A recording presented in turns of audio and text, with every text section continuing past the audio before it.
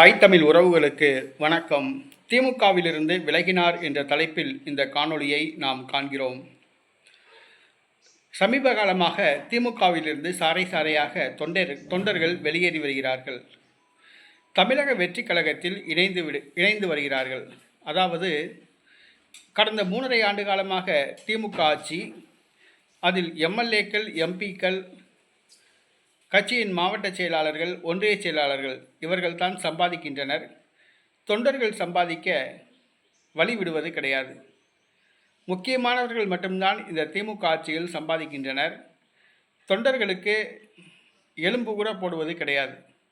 ஆகையால் திமுக ஆட்சியின் மீது திமுக தொண்டர்கள் விரக்தியில் உள்ளனர். இந்த சூழ்நிலையில் தமிழக வெற்றி கழகம் அவர்களுடைய பார்வையில் விழுந்தது.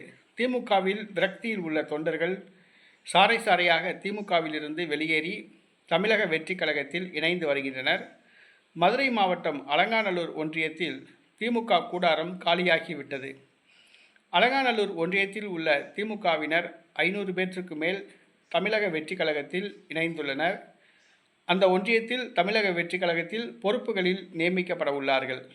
ஆக மதுரை மாவட்டத்தில் திமுக கரைந்து வருகிறது என்பது மட்டும் உண்மை.